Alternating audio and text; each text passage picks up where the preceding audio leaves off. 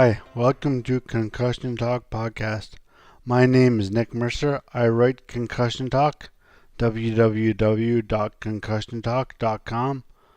I've also written an ebook called Detour, a link to which can be found on the right side of any of my Concussion Talk pages. It is about my 2002 bike trip across Canada and my brain injury in 2003. You can follow Concussion Talk on Facebook by searching Concussion Talk, at Concussion Talk on Twitter, or Concussion Talk on Instagram. This is the 7th episode of Concussion Talk podcast, and in it I'll be talking to Jeff Brooks. Jeff is formerly a linebacker for the University of Western Mustangs football team, and is now a graduate student at the University of Western in London, Ontario. He's doing his master's in biomechanics, measuring the force of hits in football, as well as using electroencephalgram EEG data to measure brain activity and to chart its change over the course of the football season. I will now let Jeff talk more about his research. Okay, I'm on with Jeff Brooks of Western University doing his master's here, and I will get him to introduce himself and tell you about his research and his master's degree. So, Jeff, go ahead. All right. Thanks for having me, Nick. Like you said, my name is Jeff Brooks. There's my computer. Sorry. My name is Jeff Brooks. I'm a second-year master's student at Western. I did my undergrad here in physics, as well as playing on the football team here for 6 years.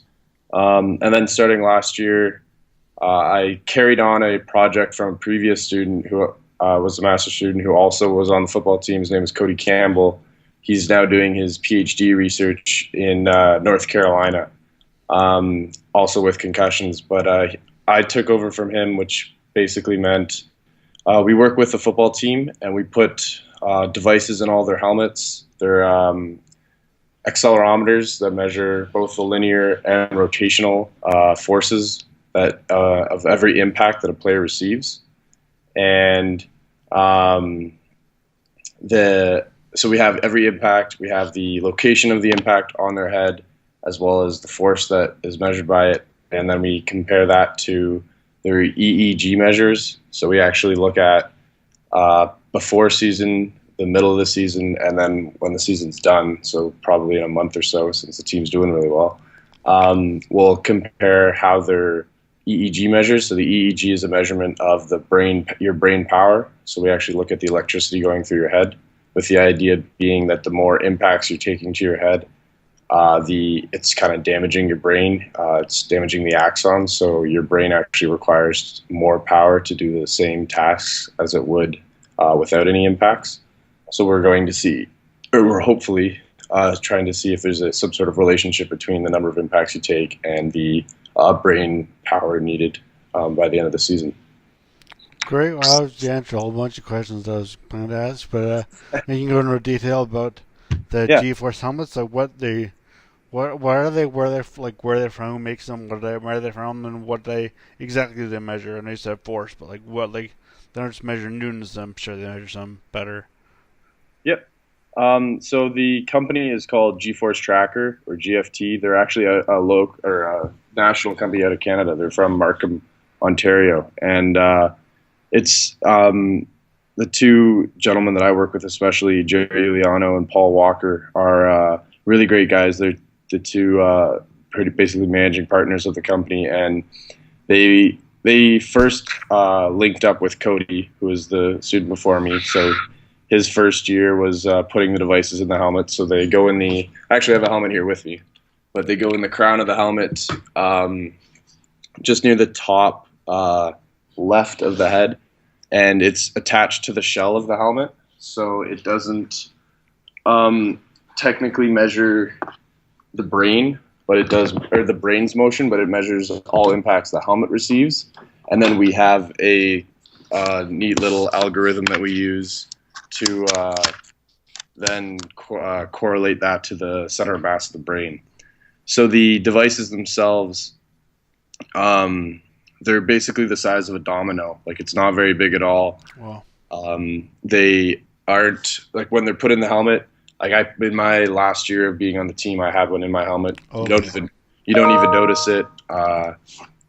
So the players are always asking, is it in my helmet? They don't even realize what's going on, but or that it's recording and everything. But so once it's in the helmet, it's just attached there with a like a Velcro strap basically, and it records. We can turn it on and off wirelessly. So I'm on the sideline for every practice and every game.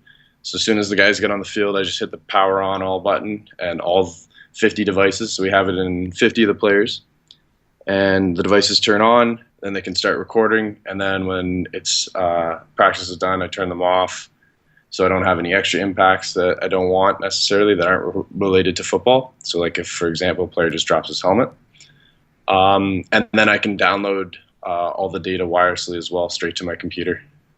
Okay, so wow, so you wore this helmet, basically the exact same helmet that you have on players now. You wore this last year. Yeah, it was both for the past 2 years. Like Oh, my 2 years. last of the team, I played, and the device was in my helmet as well as the other players. And yeah, You you can't don't notice it. nothing. Wow. So yeah, so that must work very well now because you said Cody played as well. Cody was the team of yours, right? And also the pre-master student in this project. Yeah. So that must be good for them, good for players in their team to just know that you're just a former, I don't know, former player in the team, so they just know you as a teammate, former teammate that goes and does this. So it makes it easier on them, I guess, is it? Yeah, like the fact that I already have a prior relationship with all Yeah, the players, it makes it a lot easier. So it's not yeah, just some stranger coming in saying, "Hey, we want to do this study with you guys." It's yeah, I would consider myself friends with all of them, so the yeah, guys they have no problems doing it, and that way it's also easier. They can just drop by and ask me like, "Hey, how am I doing?" Like, a lot of them are yeah, interested to know, how many hits did I take? How many big ones did I have? yeah. And I get to, I can show them right on my computer what it So, looks like. so did they have they read or know Cody's research, like what he did, like what he learned from his, Um, what it means, like what if you tell them, oh, you received this much force in your helmet, but they have an idea what that means necessarily. I know like you're a physics major, so I'm sure you do obviously, but like, will they know what an um, idea? yeah, like we explain to them the basics of it. So, like that. So the helmet measure or the device measures it in G's. So we explain to the players, what a G force is and how that relates to them. So like the higher the G force, the higher the hit, and then we can also show them the rotational. So saying how if your head snaps to the side suddenly, it's going to have a lot more rotational velocity to the impact. And they're familiar with that somewhat. Some players more than others. It's just Yeah, dependent on how curious they are. yeah, Yeah. cool. Wow, so that's actually so. Is this was this project or master's thesis designed for just football or for general concussions generally, or was the measure just for like just I know it just measures football players now with the helmets, but is it supposed to be sports and concussions, or just concussions? What caused that concussion? What sort of force caused that concussion in general, or what sort of force in football Um, leads to them? so the devices are like the company markets them to all sports. I know they've used them in hockey, lacrosse. They have a headband so they can go in soccer and rugby as well. So it's not just football at all. Okay, It just happens that both myself and Cody yeah, were football players. That's our expertise. So we prefer just applying it to football, but it's definitely not restricted to that. And then, and like it can be used in all of them. I know that the company has given devices to other schools, and they're measuring. I think like some. I'm not sure where it is out east, but they're doing one with hockey, and out west they've got another one. I think it's with football. They're also like looking to partner with military or wow. with military and stuff. So yeah. Have you or has anyone ever done like cross sports comparisons between helmets and forces? It's still relatively new. Like this Yeah. company, Okay. it'd be like under 10 years old. Oh, So okay. it's more like we're just still doing, primary studies with the devices, but it's definitely something that can be done. It's just when it comes to that, you need either more people at one school, or you need to go cross schools, to compare a Yeah. team here, football team here, soccer team here. So you already said like you already mentioned what type of data you received in these helmets, but can you just explain more like what? So you received, I mean, just pure numbers of just the instrument itself measures just purely G-force, or does it measure something you turn into G-force? So no, it measures the G4. Like I don't have to do any calculations for it or anything. So the device will has a user threshold. So if I want to decide that I want to record basically any movement, so I could set the threshold at 0 Gs, which means any movement over 0 Gs, it'll start recording. So that would be a lot of extra data. Yeah. For us, we chose to do over 15 Gs because we research has shown that anything under 15 Gs doesn't really affect much in the brain or in the head. So we record any impact over 15 Gs, and then there's also an alarm threshold where we can say that any impact over 100 Gs, it'll show up on my screen, like it'll pop up right to the top telling me that this player received a 100 G hit. So it can be used like as a sideline tool with doctors and stuff, seeing that, okay, if a player just took a really big hit, maybe we should go check him out just to make sure. There isn't actually a set threshold to say that if Johnny here receives a impact of 95 Gs, we know he's going to be concussed, just because the brain is such a complex thing. What could concuss one person could very much could keep, or someone else could be totally fine by it. But it's just more of a marker, so we know at least there's like, we know there's this many hits that are of a certain magnitude. And then the same thing goes with rotation. Wow. We can set an alarm for if we have a player who has maybe got hit from the side or something like that, and his head snaps to the side. Rotation, I guess, varies a lot into players, eh? Yeah, And position. yeah, and that was the first study by Cody. He compared a lot of the impacts by position. So we see the bigger linemen, the majority of their impacts are from the front of the head, just because they're always going head to head against each other, but they're of a lower magnitude, whereas players like the defensive backs or the receivers, since they're out in the open field, they're moving at a much higher speed. Their impacts are of a much higher magnitude and usually to the side of the head, not necessarily the front, but they have a lower number of impacts in total. Yeah, that was their frequency is way down, eh? So you can't answer my question, but what position did you play? I was a linebacker. Okay, and so the sensors, you were a sensor, but does every player wear them, or only select players, only certain positions, or? We put them in 50 players, so basically everyone who dresses. Oh, okay. So we have, compared to like maybe there's a couple here and there who only dress a couple games, or some new guys we weren't too sure about, but every other player we have, other than the kicker, just because if we're doing our jobs right, our kicker shouldn't be doing any hitting. Yeah. So well, I mean, obviously you chose to use these players. This is your former team, and Cody's, or Mr. Campbell. I'm not sure what he wants you to call him because he's not here. So Cody Campbell's team and your team. Oh yeah. So the players, were these in games too, or just practices, or both?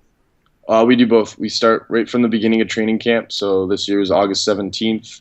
So we get every practice, so 2-a-days through training camp. Then as soon as the season starts, we get into like our first games. We got recording, and then the 3 practices a week or so that we do between games, we also are recording data, and we go right to the end of the season. So depending on how far we go in playoffs, we'll determine when the study finishes, pretty much. And you're doing pretty well now. The team's doing well now, aren't they? Yeah, we just completed the season at 8-0 on Saturday, so we've got a bye week this week, and then semifinals for the Ontario Championships the following week. Cool. That's good for you guys. Yeah. So where are you interested in this type of research? Like, why did you choose to continue Cody's work? Well, part of it is I just always saw him in the locker room, like sitting around working on these helmets, and it's very much an application of physics that I was interested in, like at forces and velocities, which I thought was awesome. And then football's great love of mine, love the sport, and there's all this talk of, this everyone's scared of concussions and how, should sports be, uh, like either you got to change sport rules, either take sports out entirely, or just what needs to be done to keep players safe. And I want to be a part of, the solution to keeping football. It's a great sport. You just need to adjust a couple things to keep guys safe, but I think it can still be played. So that's kind of my motivating factor. Cool. So have you yourself, had a concussion? No, I never have actually. Luckily, Okay. knock on wood. And you played only football. You played football. You played like competitive hockey or any other Um, sports that would have. yeah, no, my main sport was soccer and football growing up. So Okay. no hockey, that's for sure. Hmm. And when Tim Fleischer, I don't know how to pronounce his last name, but when he connected us, he said you were the coordinator for the Concussion Legacy Foundation, Hmm. Canada coordinator. So what does that mean? What do you do? So yeah, so Tim, he's the like head of Concussion Legacy Foundation in Canada, and then I'm basically the Western coordinator. So just here at Western University, Okay. because the Concussion Legacy Foundation partnered with it's called See the Line here at Western, and it's a big like we have the biggest concussion research basically in Canada. We've got a bunch of different researchers doing all sorts of different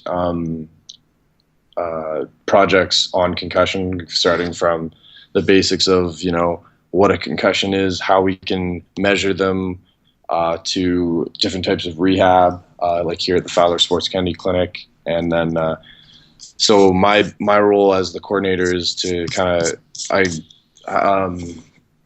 talk with all the researchers, see who's doing what, how we can help with our connections with Concussion Legacy Foundation, make sure that they're all aware of what the other people are doing.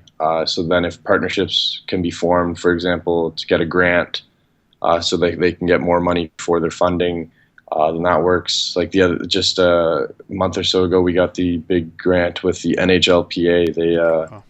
Oh, Um, they're awarding $500,000 for one of our projects with Dr. Arthur Brown because of they just love the work he's doing and they think he's really got something going. And then on the other side, we've got Dr. Doug Fraser doing some really cool blood marker stuff. So they're on the verge of having basically a blood test where you can just do kind of on the sideline. It'll tell you yes or no whether a person's concussed or the likelihood of a person being concussed. through blood work. Mhm. Wow. Oh, well, gee, it sounds like this. Sounds like Western. You guys got a lot of stuff going on there. And Well, Western is in London, Ontario, Canada. yep. It's for everybody. Anyone listening who doesn't know, it's not in Western Canada. It's Western Ontario. But Yep. yeah. So I'll definitely be talking to people from Western more because it sounds like very interesting stuff. So Mhm. I'd just like to thank Jeff for his time and been great talking to him. Once again, thank you to Jeff for a great chat, and thank you for listening. Please check my website at www.concussiontalk.com for more podcasts and more blogs coming soon. The music at the beginning of this podcast is by Ben Sound. www.bensound.com.